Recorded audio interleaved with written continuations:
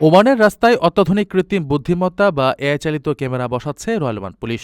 Traffic নজরদারি ব্যবস্থাকে আরও আধুনিক ও শক্তিশালী করার অংশ হিসেবে এ উদ্যোগ নেওয়া হয়েছে।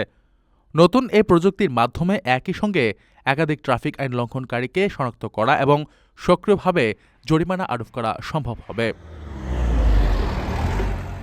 গণমাধ্যমকে দেওয়া সাক্ষাৎকারে ট্রাফিক বিভাগের এক কর্মকর্তা জানান, মাস্কেটের প্রধান প্রধান মহাসড়ক এবং গুরুত্বপূর্ণ সিগন্যাল পয়েন্টগুলোতে স্মার্ট ক্যামেরাগুলো বসানো হচ্ছে।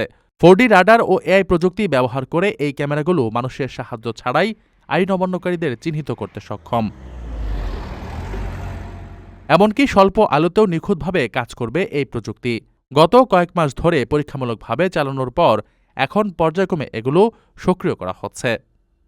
নতুন এই প্রযুক্তির বিশেষত্ব হল, একটি ক্যামেরা একই সময়ে গাড়ির গতিসীমা লঙ্ঘনের পাশাপাশি চালক সিটবেল্ট বেঁধেছেন কিনা কিংবা হাতে মোবাইল ফোন ব্যবহার করছেন কিনা তাও ধরে ফেলতে পারবে। এছাড়া নিরাপদ দূরত্ব বজায় না রেখে গাড়ি চালানো বা বিমার মেয়াদহীন গাড়িও এই ক্যামেরার নজরদারিতে আসবে। আইন লঙ্ঘনের 24 ঘণ্টার মধ্যে গাড়ির মালিকের কাছে জরিমানার বার্তা পৌঁছে যাবে।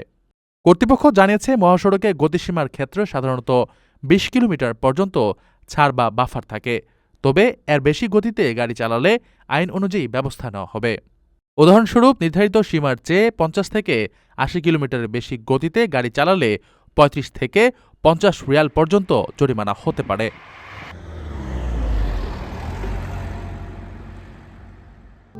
প্রবাসীদের জন্য নির্মাণ হচ্ছে দেশের প্রথম স্মার্ট সিটি, যেখানে থাকছে স্কুল, মসজিদ, হাসপাতাল, সুইমিং পুল, হেলিপ্যাড, পাঠাগার, জিম, সুপারমার্কেট, শিশু পার্ক সহ সকল নাগরিক সুবিধা। মাত্র 30 লাখ টাকা বিনিয়োগে মিলছে আকর্ষণীয় ফ্ল্যাট। প্লাটিনাম ইনভেস্টরদের জন্য ঢাকা বিমানবন্দরে ভিআইপি প্রোটোকল সুবিধা। বিস্তারিত জানতে যোগাযোগ করুন স্ক্রিনে দেয়া হোয়াটসঅ্যাপ অথবা ইমো নাম্বারে।